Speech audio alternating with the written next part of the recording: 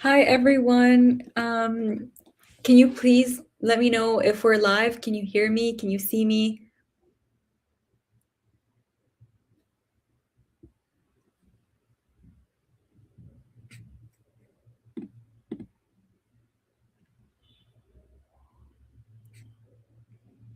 Hello. I think you can, right? Yes, we're live. Hi, everyone. This is Mira. I'm always here with Tiffany on Wadah Wednesdays. I don't know if you know me or not, but Tiffany does a live every single Wednesday, and we talk about a topic that's usually not discussed within our Arab communities.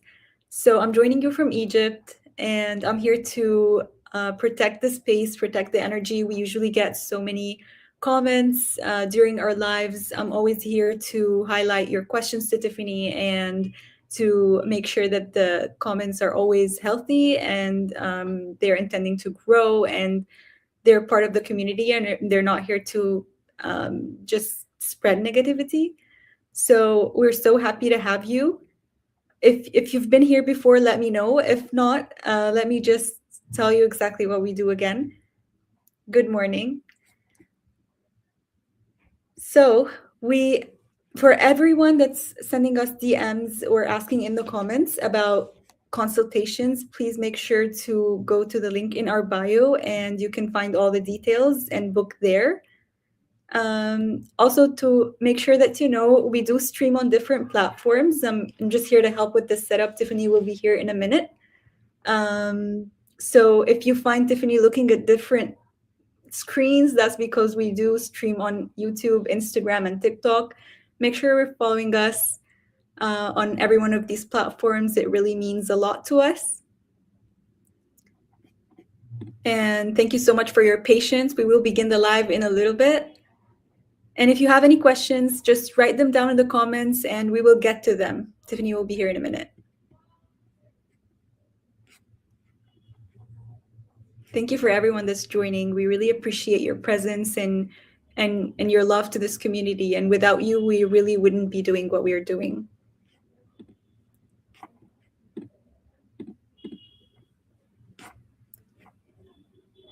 If you'd like us to shout out your name, you can also type your name in the comments. We really like to feel like we're building this community together and you really care about what we do and we really care about your presence.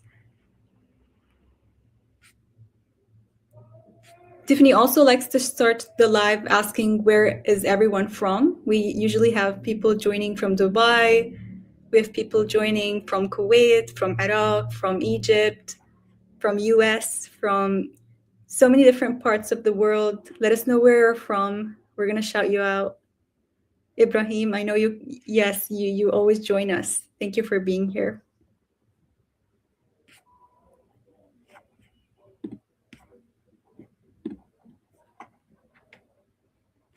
While we wait for Tiffany, if you have any suggestions, any questions, anything you would like us to focus on, maybe create a support group for our Arab communities. We did have one, but we stopped it for a while and we'd like to know if you'd like us to do a new one.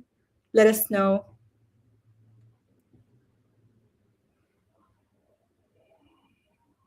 Hadi, I think you said you're in Lebanon, but you live in Michigan. Hi everyone. Sarah, thank you for joining. I think I saw you here before. Tiffany will be here in a minute. She will be here.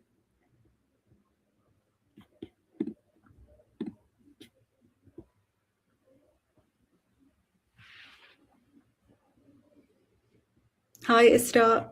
Also, if anyone wants to write a comment in Arabic, feel free to do so. I can translate it to Tiffany because we sometimes get questions about that.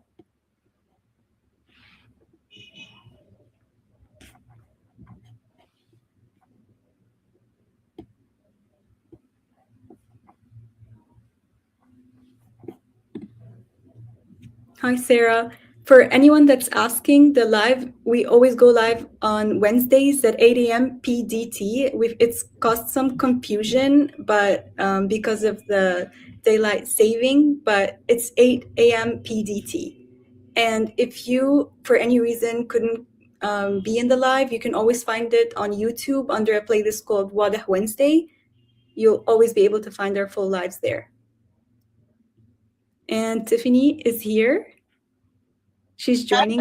We this is we Thank you for your patience. Just give us a moment because we are setting up things in the back end, and we're going live on different platforms.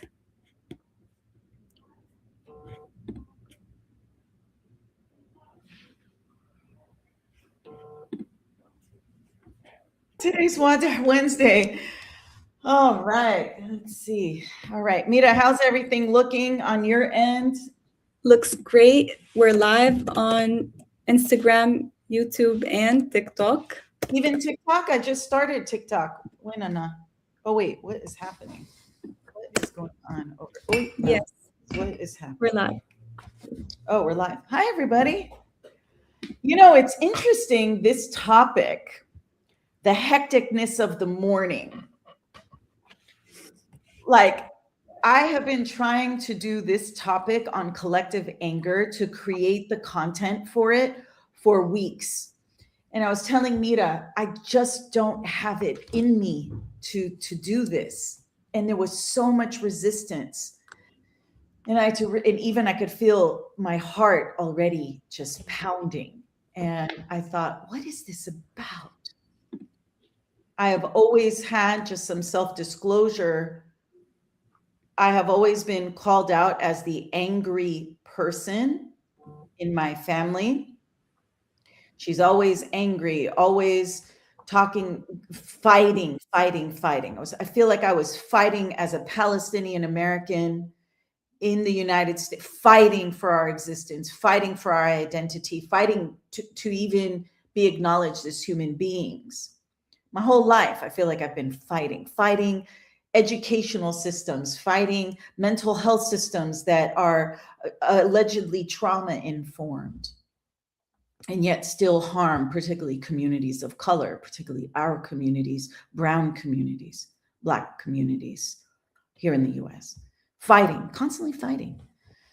So as I've aged and as I've done therapy and as I've done all the work and prayer and meditation and, you know, not eating carbs or whatever it is that we do to regulate our emotional nervous systems, it's still hard. And when you are a therapist, witnessing the suffering day after day after day, meaning the intimate suffering of human beings. You could see it on TV, but when you hear the stories, I cannot express to you how excruciating that is. And so, this topic, if you find me fumbling or difficulty finding my words, forgive me. This is an extremely difficult topic, but I also know it's an important topic. We talked 2 weeks ago about our collective grief, and I could still feel my grief here, always on the surface. Because we are in a world where, in this live, I'm not here to validate our collective anger. We're beyond validating that. We don't need validation at this point.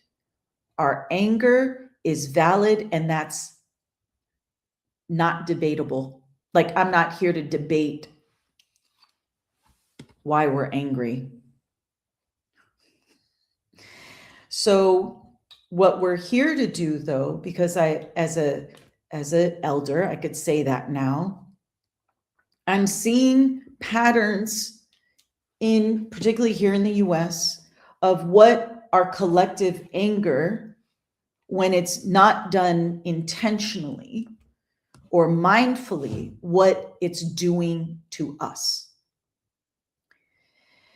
So before I get into that, I wanted to say, for those that are new to this platform, my name is Tiffany Totah. I'm a marriage and family therapist. I'm a Palestinian American living in the United States. I started Community for International Arab, and thank you, Mira, who is my absolute right hand person in creating a community for us to talk about emotional health and wellness issues that may be not universally unique, but there are nuances that may be unique within our lens. And so a lot of what you may hear may feel triggering. You may have an emotional reaction. You may not like what some things I'm saying. That's okay. Take what you want from any of the things I put out there. Take what resonates. Irmu what doesn't. You are free to, I don't have the answers. I will never be on this platform telling you I have the answers. Ana بعرفش. In fact, the more I do this work, the less I know. However, the one thing I do know is we may need to infuse more compassion and understanding and kindness, and we may want to infuse more of that. And so, and we may need to ask ourselves more questions around what all this means to us. So if there aren't any questions, please be patient with me. I know social media can be quite brutal because we have people trying to express their collective anger at the wrong people. We're here to support, we're here to love, we're here to give of service, always from a place of not harming our Arab or saying we're wrong, this black and white thinking or this all or nothing thinking. So please keep your minds open and let's talk about collective anger and understanding it. And at the end of the live, I'm going to talk about how do we transform it. So for each and every one of you on the live, if I can encourage you gently to think about your life, your individual life, your family life, your community life, society, and then expand it out. So start with you and then just kind of expand it out to the. Now think about how you're feeling right now in this moment and stay present to that emotion. Notice where you feel it in the body. So I gave an example. I feel like this tightness in my chest. I feel like I'm on the verge of tears, just staying present to this emotion. And I also, the pit of your stomach, you may feel this drop as you think about what's happening in our world today, what's happening in our communities, our society, our families, and then what's happening to you. Your shoulders may feel heavy. You may have a hard time taking a deep breath, and all these feelings you're feeling are okay. Please do not judge it. That what you're feeling is signaling, it's just a signal to where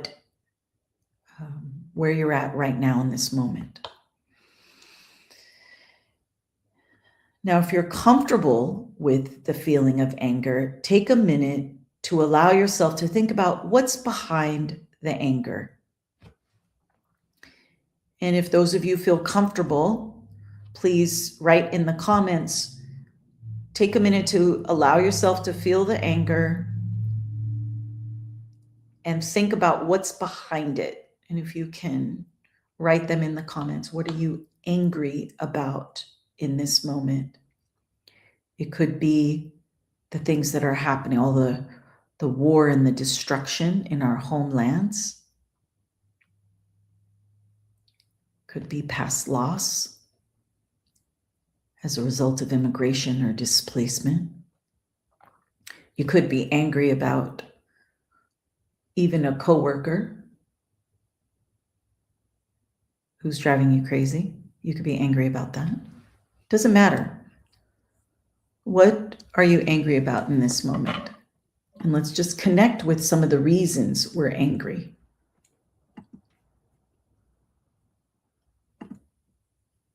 Mira, are there any comments or not yet?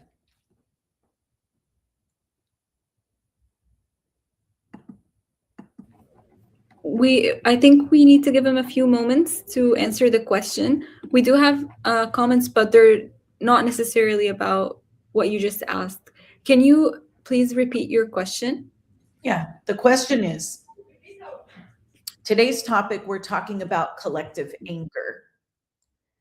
And if you're comfortable with feeling angry, and we talked about connecting with what we're feeling in the present moment, what is behind your anger? What are some of the reasons you're feeling angry? No matter what the reason is, your anger is valid. From a macro to a micro, right? Expanding out to you, whatever you're feeling angry about, let's talk about some of the reasons we're angry. So it looks like Izzy can't do anything, can't speak up at work, judged if I am to speak, and will lose opportunities if I do. Can't go back home. Community is not as supportive community is not as supportive at this time. Izzy, thank you. Thank you for the courage for talking about that. So the themes there, how many, I could relate to many of the themes. You can't do anything. So there's that feeling of powerlessness. You can't speak up. So there's at work. Now, if you're in the United States, I don't know what country you're in, but here in the United States, it's real. You speak up about Palestine in particular, you will lose opportunities. You will get written up. You will get can you imagine? Freedom of speech is one of the essence of here. It's not so free, is it? And so losing the powerlessness that if you speak up, I might lose opportunity, yet it may go against your values. And then you can't go back to your home country for, gosh, I can only imagine the number of reasons why people cannot go back to their home countries. Or family members can't come visit you for a variety of reasons. I don't think we talk enough about, at least here in the United States, how hard it is, the visa. I think American, I know I'm American, but American, they have no clue how hard it is for Arab to do anything. Let's see. Dialat 13, love and hate relationship with my Arab culture for not being accepting and for closed-minded in so many ways. Yes. Oh my gosh. Thank you. Thank you for talking about that, because this platform was created as a result of our need to talk about this love-hate relationship. We love our Arab culture, yet for so many people that are drawn to this platform, they are the cycle breakers. They are the ones that are saying, I love this culture, yet it has suppressed me in ways that create so much anger within me. Yes. How do you get past it? We'll talk about that. Let's see. Sarah Ashuf, working so hard towards a goal and getting robbed of it by someone who is now living my dream. Oh, yeah. We talk a lot. I'm sorry. Yeah, it's brutal. I always say one rejection is God or the universe's redirection. And so if we do not come to an understanding of our grief, our anger, if we don't connect with it, we may spin narratives. Someone getting robbed of it by someone who's now living your dream. Well, maybe if you can lean into the anger, yeah, it's frustrating when somebody does that and harms you. And if you lean into the anger and transform it, which we'll talk about at the end of the live, it may shift that narrative that no one can rob from you unless we allow them to. Or maybe you were meant to do something else. Yeah, it's okay to be angry, Sada. Well, perhaps your serenity was a lot of times when we stop to think about things, we're a lot more angry than we allow ourselves to. Let's see. All right, let's see. Here we go. Xenophobia, Islamophobia that I see online when dealing with some people in real life and work opportunities. Yeah, it's horrible. It's horrific. All right, thank you. Are there any comments on TikTok? I can't see them. Can you see them, Mira? Yes, they're all here. But oh, they are? Oh, thank you. Gosh, you're amazing. Okay. So let's keep going. Now, within my clinical practice, I can say it's interesting. Anger may be the more acceptable emotion to express in some families, yet a lot of Arab that I work with are profoundly uncomfortable with the feeling of anger. Now, if you're uncomfortable with feeling angry, that's okay. Take a minute and allow yourself to think about what's behind the fear in allowing yourself to be angry. What's the fear in you allowing yourself to be angry? Now, many times the fear is if I feel it,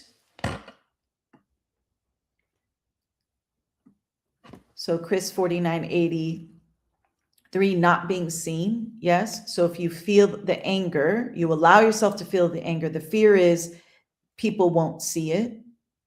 Yeah. So a lot of times in my clinic, people will say to me, I'm afraid to feel the anger because it may open up so much that I may have to accept what was done to me, what happened, my experience, my family's experience. And I am so afraid that if I connect with that anger, it will overwhelm me. And I may have to accept some harsh truths that I'm not ready to accept. And of course, that's okay. You're ready when you're ready. So if you are uncomfortable with anger, think about your family. What were you taught about expressions of anger growing up? Were you allowed as a child? Children get feisty and they get angry and they assert themselves. How were you held as a child in your anger? For many of us, it was suppressed. We were punished. If dad was angry, and then if you're feisty, the way I was, and you match that anger by saying, hey, you can't talk to me like that.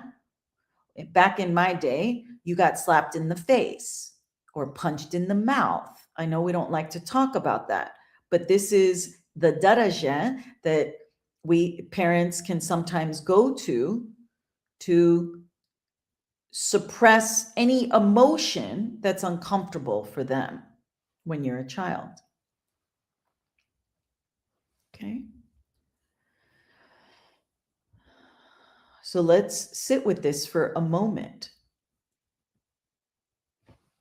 Let's see. I think we have a nice comment, a cat lover. I feel like anger is the only way most Arab express it, which leads to unhealthy family dynamics. Yeah? Yes. Because somehow our emotional range is limited. And I talk a lot about anger. Underneath the anger, that's the surface emotion. Underneath that is all this unprocessed grief. And one of the consequences of not addressing our anger is challenging familial dynamics. All right, so let's talk about the age of collective anger. Now, I'll just give you the textbook definition of collective anger. This is like a huge topic, so I wanted to make it simple. Collective anger is a shared emotional response of anger expressed by a group of people. Now, listen to this language. This is very Western language. Toward a perceived injustice, threat, or harm affecting their group identity, values, or interests. It emerges when individuals interpret an event not just as a personal offense, but as something that affects us as a group. What I loved about this definition was, as Arab, there's no perceived injustice. There is injustice. And I thought, gosh, look at this. And I love the young generation. They're creating all the new therapies around decolonializing therapy and all these things. Well, that would be an example of decolonializing therapy, perceived injustice. Well, what happens when the collective anger is as a result of an injustice? So I thought that was quite interesting when I was doing this. I said, well, there's no perceived injustice. There is injustice. So what do we do with that? So we know that the key characteristics of collective anger comes from shared identity. People feel connected by nationality, religion, ethnicity, ideology, or community. And the anger is directed toward a perceived offender of that group. Now, there is a perceived offender of that group. In my experience, it's the West. Everyone keeps talking about the West. I get annihilated on social media for being from the West, talking about our Arab culture, because there is this perceived, there's this, I'm, now by default, because I'm in the West, that people don't want to look at Hay Bint Arabiya living in the West, that she's more closely related to your experience. Yet because of our collective anger, we're going to create more division even amongst ourselves. But I digressed. So there's a shared identity. So everyone is angry right now. But who and what are we angry towards? It's everywhere. The anger is everywhere. The medical system, our political systems, our economic systems, like our educational system, every system, like, who are we mad at? We're mad at the world. We're mad at our leaders. We're mad. I don't know. Who are you guys mad at? I mean, I feel like everywhere I turn, there's some limited thing happening that we as human beings have to cope with. A TSA, airline. I mean, every time it's like, all right, well, who's the offender? Where are we directing all this anger towards? And now I'm seeing we're angry towards everything and everyone, which causes the second key characteristics of collective anger, which is emotional contagion. And this is what we need to be really, that's where a lot of my resistance was. I said, gosh, anger spreads through social interactions, social media, crowd dynamics. Emotions can become contagious within groups, amplifying the intensity. And so if we're not careful, this emotional momentum, which is what we want to create change, this emotional momentum can also create more chaos. I always do an experiment at the grocery store just to test this. So when there's a long line, let's say the checker is having a hard time, maybe somebody had a coupon, I don't know. There's something happening in the grocery line. I will start to purposefully get agitated and angry and God, what is this? And I start talking nonsense. Immediately, it's so scary. This emotional contagion, how terrifying it is, how quickly those in front of me, behind me, around me get immediately flared up. Immediately. And I thought, oh, one person expressing, literally emotionally spilling and vomiting, that it was quick that people can match that energy. So in the same vein, I would do another experiment saying, it's okay, everything's good. I would smile or bring out a big energy. I would say, that's okay. Do your thing. It's okay. We have time. And immediately that spreading of that energy was equally just as powerful. So, which leads to the third key characteristic of what is our motivation for collective anger? Is it feeding more chaos and harm? Or is this collective anger going to drive us to more community, more healing, more activism, social movements? And what is it? What is this motivation? And in what energy and what spirit are we bringing to that?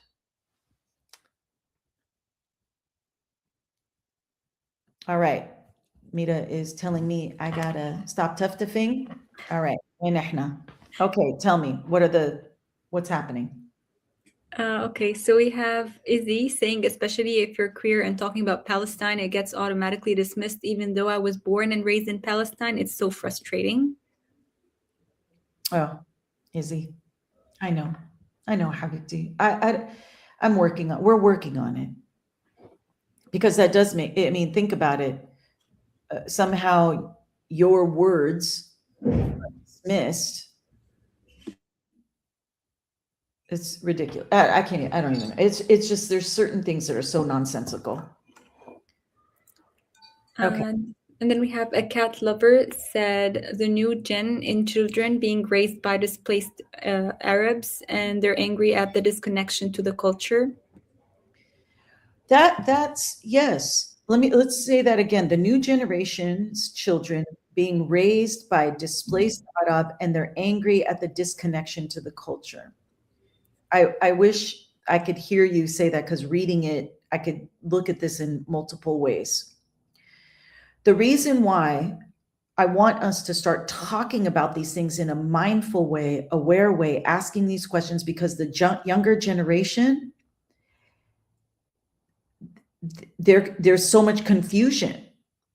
There's that, I think somebody said, that love-hate relationship. And at least here in the United States, now we were always raised with racism, discrimination, all that. But for many of the younger generation, they experience it not as intensely as they are now. And so how are the parents holding the space for that? Where are the spaces for these children to talk about these things? Where are the community leaders giving them a space to reconnect to the culture? But because we continually emotionally suppress, we continually dismiss people's feelings, that the younger, at least here, I could speak to only in the United States, that the young people, they want to embrace the culture, yet there's no emotional language to give them an understanding of what's happening. Did that make sense? I feel like. And so we need to do a better job, because anger without understanding can lead to disconnection, not only to the culture, but to oneself.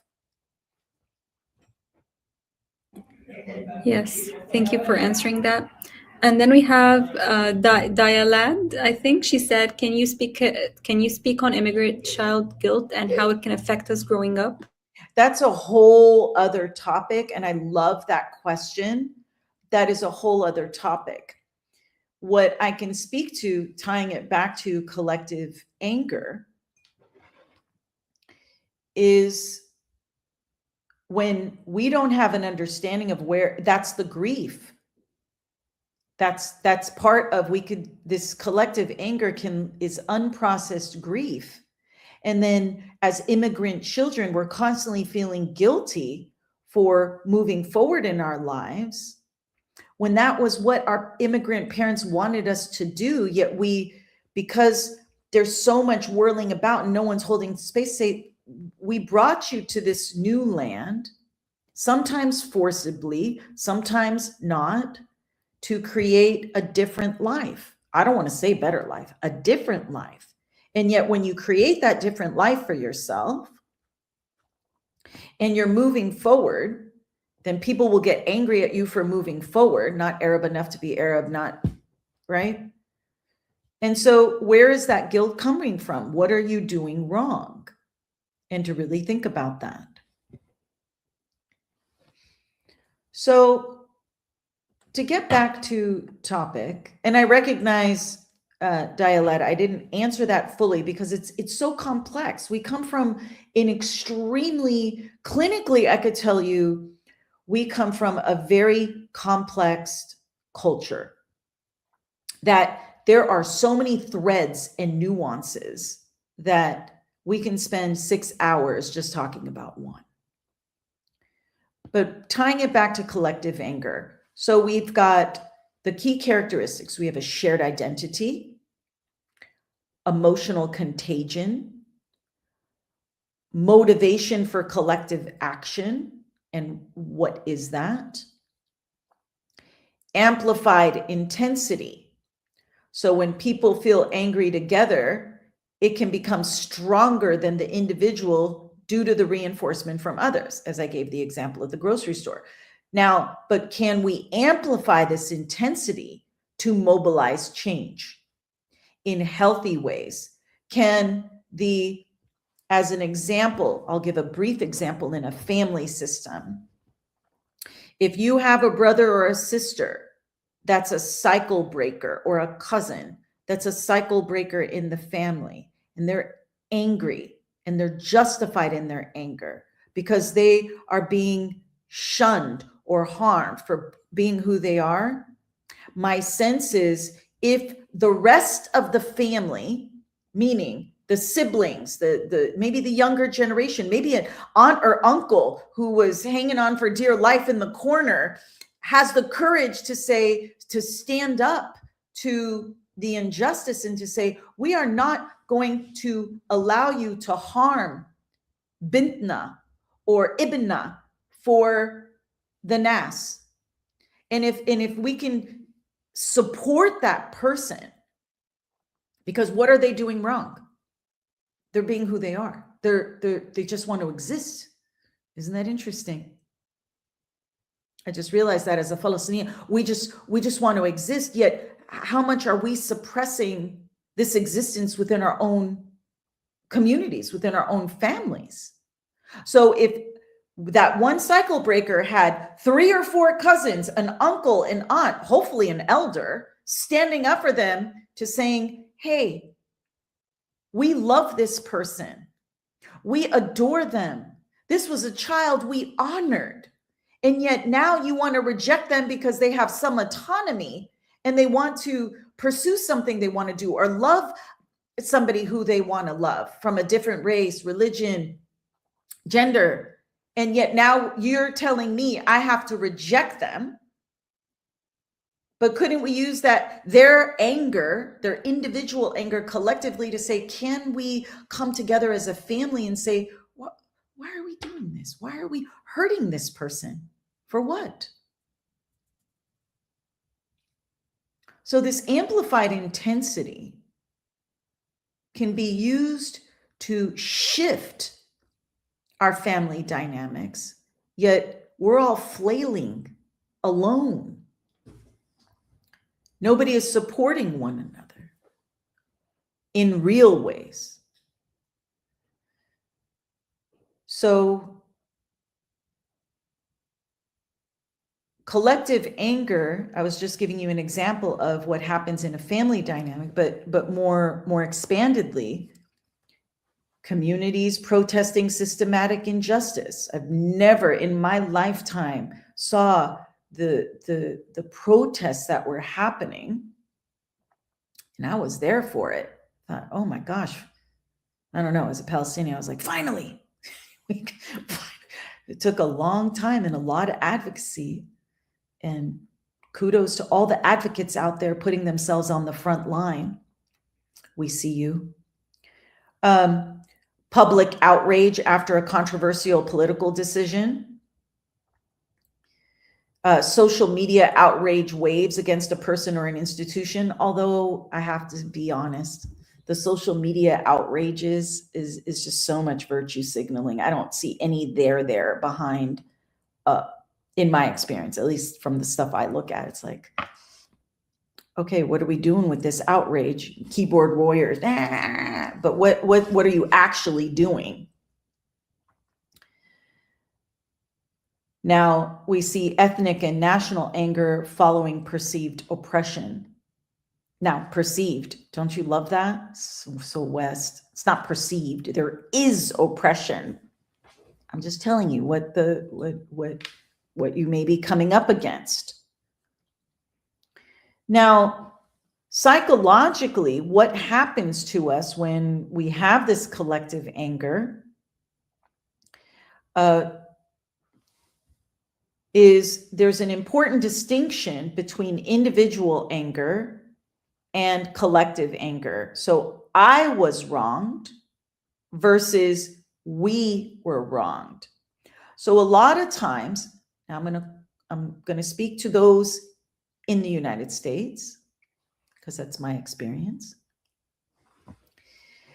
Many times, let's say when there's a collective wrong, if we are honest with ourselves, depending on the community, depending on where you live in the US, depending all kinds of things, if we're honest with ourselves, nothing is really happening to us in our day-to-day life. Yet we will act as if we've been wronged.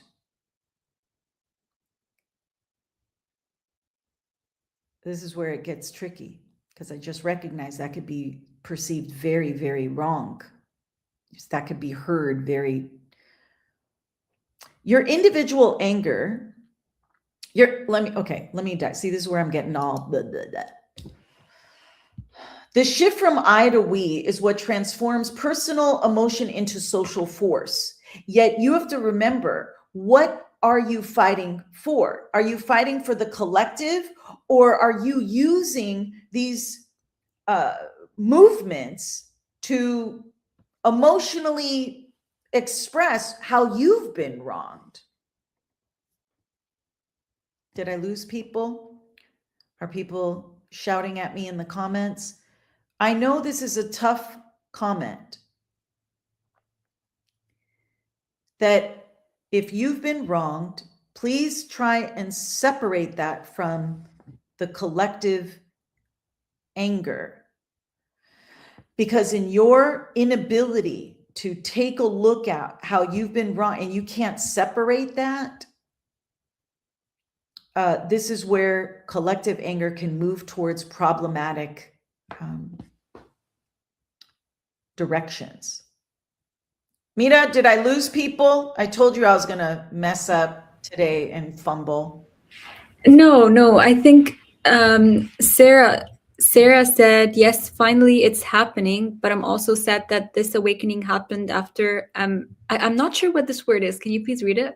Massacre? Yes. Oh, it's a massacre is when you just completely kill kill a large group of people. Oh my God. And then she said it's like Arab have to suffer until their suffering is acknowledged. Oh, Sarah? Yes, Sarah. Sarah, I'm going to make this a little light because it's so heavy, so heavy. By the time our frustration tolerance is so high as a culture So we snap on the little things typically, and yet our suffering, our frustration tolerance is so high. We have to suffer so much before we typically will mobilize change. So yeah, um, I don't know what to tell you except can we maybe rethink that? Do we have to suffer so much? Can we engage in more action sooner than later? Because you wonder why we got to where we got to. Well, we've allowed a lot of people to do a lot of things for a long time. And so, yeah, we needed massacres and genocide. And even then, even then, how much has really changed?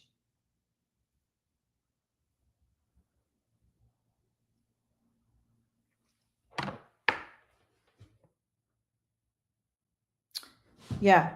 How much has really changed? Thank you, Crystal. Love your happy. So, all right. So let's go to some reflective questions around collective anger. What happens when we're having this anger itself is not the problem. I really embraced anger, yet I also know in embracing it, it mobilized change, it mobilized me getting out of my suffering, it mobilized me advocating for our communities, it motivated me to create this platform. My anger fuels so much of what I do. Yet I always have to remember, and I hope all of you remember, anger is one letter away from danger. And I know that's like a kindergarten phrase, elementary phrase, but to remember your anger, you are one decision away from putting yourself in a dangerous situation as a result of your anger. So this is where connecting with it mindfully, where was I wronged? Where were we wronged? And remembering unprocessed anger becomes destructive, which I think, was it Sarah or somebody said that it starts the family dynamics. It can destroy families, which is a lot of what we're seeing. So let's go to these hidden roots of collective anger. And it usually sits on top of the deeper emotions. So when I talked about collective grief, the reason why I did this topic was because people are saying, well, Tiffany, you talk about collective grief. Well, but what about collective anger? And I said, okay, well, let's talk about it. Yet we have to acknowledge the deeper layers underneath it. And one of them is fear. So take a look at your anger. What are you angry? What are we afraid of? Well, we may be afraid of loss of identity, loss of security, loss of belonging. Now, those fears are real. Those fears they're not just pie in the sky fears. If you're abroad, living abroad, these are very real fears. So that's what we want to validate. Your fears are real. And so what do we want to do with that? How do we preserve our identity? Now, in that fear of our loss of identity, there may be such a clinging on to what we know that it's not allowing room for our culture to breathe and transform and upgrade because we're so afraid of losing our identity, our security, our belonging. The next layer is, I think many alluded to in the comments, powerlessness. And someone, I think Crystal, you said, feeling unheard, unseen, unable to influence systems. And it's in this powerlessness that if you look at your own individual life, where have you felt unseen, unheard, unable to influence your family system? So when things happen collectively, How much of your own individual powerlessness may be projected on to the global situation? And to be really mindful of that. As we know, the third layer of collective anger is our historical and cultural trauma. My goodness. Communities carry memories. Our Native American brothers and sisters, our African American brothers and sisters have moved us towards that this is a part of our DNA. That these collective memories of oppression, displacement, injustice live within us. And it's intense. People will say to me all the time, Tiffany, I feel all this anger. And yet, if I look at my life, I'm okay. I'm fine. I'm moving forward. I said, well, think about what's happening to our families abroad, our homelands. Whatever your individual life may be, okay. Yet what you're carrying inside of you runs deep as the roots of an olive tree. And that's what we need to remember, that when we need to acknowledge that. So if you're feeling angry and you're saying, oh, I'm blessed, my life is great. Okay, tell you, yes, it is. And we're also feeling what's happening.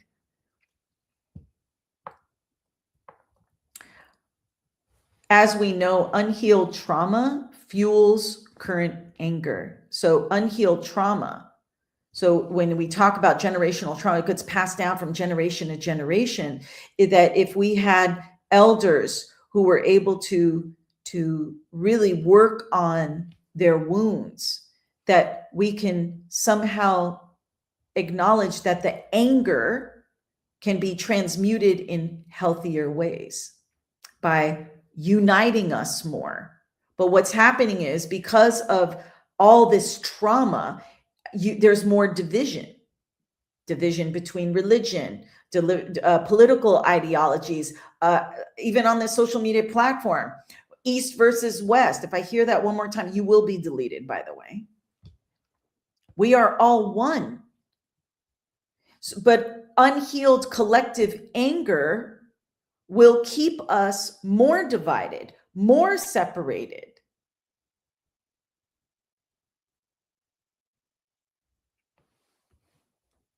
And that's what we're trying. That's why I'm trying to highlight to each and every one of you on this live, that our collective anger may be unprocessed, may be creating more division.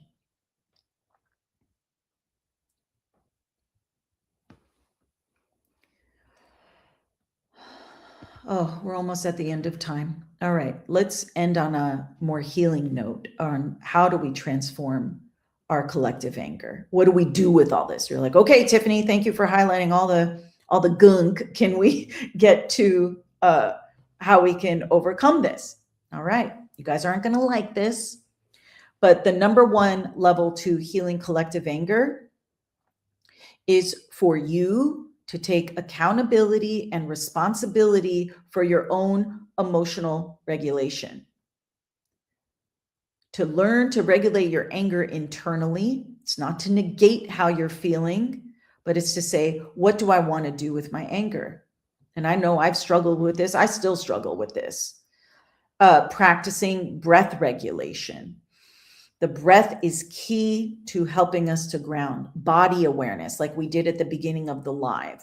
Emotional labeling. My life may be safe, yet I'm still feeling this anger. Name it.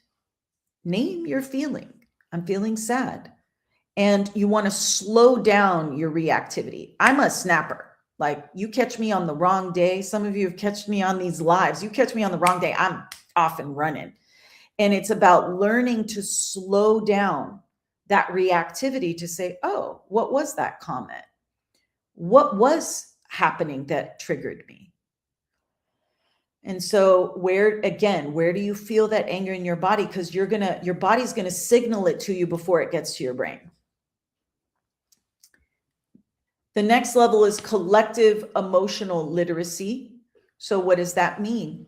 And I don't, and please send me resources because I'm not seeing a lot of community spaces for us to process our emotions safely. Listening circles, restorative dialogues, trauma informed conversations. It's how can we listen to one another without getting defensive? And what spaces do we have for that? Where in your community do we have a space to talk about these things without with an open heart to really hear one another? And that takes emotional regulation and understanding what is causing your anger. And then the third level is how do we transform anger into purpose? Now, that's going to mean different things to different people. Healthy anger can motivate us to justice, reform, social change, accountability. Yet what I'm seeing is you're not doing enough. You're not protesting enough. You're not doing this enough. You're not posting enough. You're not. And so when our collective anger starts, we're pointing the fingers, who's doing what, versus saying, maybe that person is doing what they can in their own, maybe they're a writer writing stories and it's not out. Maybe they're an artist creating art to transmute that anger. For me as a therapist, I took all my anger to create this community because that's how I felt empowered to do that. And so instead of pointing the finger, how do we support one another to say, if that's what you want to do in your advocacy, your reform, your social, and how do we support one another in that versus tearing each other down? And how do we move from this rage to responsibility? Not only responsibility for the greater causes, but even within our own families, our own community. How can we use this constructive anger to focus on solutions, not focus on the problem, but solutions?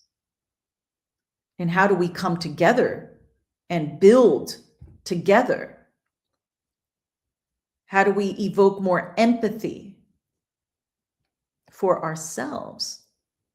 I get plummeted on social media for even acknowledging a man's emotional space or compassion. I said, what are we doing? That we don't even have empathy for our own feelings? So I want to end with thanking each and every one of you for your energy and holding the space. I'm so grateful I'm able to do what I'm doing, and I'm going to mess up and I'm going to mess up. But together, my hope is, as I see you, you also see me, that how do we use our anger? What is it trying to protect us from? And can we not go against one another? To be gentle with one another, to try and understand. We're not listening to each other anymore. That's not just Arab, that's everywhere. That the pain might exist beneath the anger. What is that? What is that? What's the pain? And what would it look like for you to take all that anger inside of you and transform it into taking responsibility, not only for others, but for your own life? And it's a powerful energy. Yet if it remains unconscious, which I'm seeing it is, it divides. But if it becomes conscious, it can transform society. And we have a beautiful, wonderful society. We may just need to slow down and ask ourselves some questions. All right. Mira, we got through it. But I would like, can you please take a look at this question? Because I think it's an important one. It's from Danduna. Danduna Shuf. I love that name. Danduna Dina. How does one learn to regulate their anger if they grew up in a household where anger is all they know? How does one break that cycle if they are always surrounded with the Arab toxic environment? I love that question. And I think we may want to spend a whole life talking about that. One tip is if you grew up in a household that would only express anger, you're already doing it. There's already awareness. So how do you regulate your own self in that? And sometimes you break the cycle. It's very difficult to break the cycle still in the same toxic environment. So the cycle breakers that I know and that I work, sometimes you have to go away for a little bit and then come back. So the only thing I can say is it's very difficult to break that cycle when you're in that environment every single day. It's extremely difficult. Be compassionate with yourself. Do not beat yourself up. And for you to explore, maybe that angers you. What maybe the grief is not having a family system where there was peace. And maybe that's what needs to be grieved. And so, Tenduna Dina, the only thing I can say to you is you learn to regulate. You can't regulate their anger. The only thing you could do is model your own emotional regulation, particularly for the younger generation. That when you have children in your home and they're angry and they were punished for being angry, pull them aside, hold them, let them feel their anger and say, it's okay, feel your anger, and I'm here to support you, and I'm here to love you, even in spite of your angry feelings. We need more of that. And can you do that for you?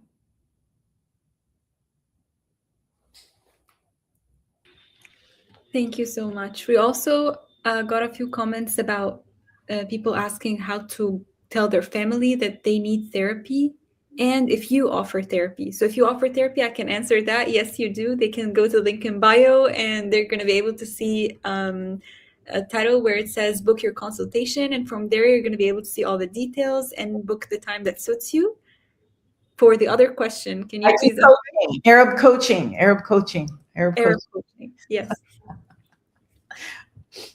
Can't say therapy. Yes. And then for them, how do they tell the family? Can we end with that? How do you tell your family you want therapy? Yes. Oh, goodness. I don't know. It depends on the family. It depends on how open. If you're dependent upon them to pay for your coaching or your therapy, gosh, we're at the very end of the live. There's so much involved in that. I need more data because you have to be really careful. I would say 90% of us went to therapy and we didn't tell our families. None of us told our families we were in therapy. Maybe we would tell a cousin or a sister or a brother. Yeah. But to tell your elders, who there's so much mental health stigma within our cultural context, they may call you Majnoon or Majnoona, or they may make your emotional health and wellness worse, but if you talk to them about that. So I say proceed with caution. And if you need them to pay for it, I trust that you'll figure out how to get the money and then use it accordingly. Thank you so much. All right. So everyone, please, thank you so much for supporting our content, all of our content, not Mira, myself, all of our content. Thank you for supporting everything that you do to engage, to watch the videos, just keeps us going. And thank you from the bottom of our hearts. Nawad to Nawad, as we say here at Community for International Arab, the light in me sees the light in you. And may we continue to shine our light, continue to shine in spite of all that's happening to our families and our heritage and our culture, to say we will rise above together. Wish you all the very best. See you next Wednesday, Wadih Wednesday, 8 a.m. PDT, for another topic on emotional health and wellness for Hara.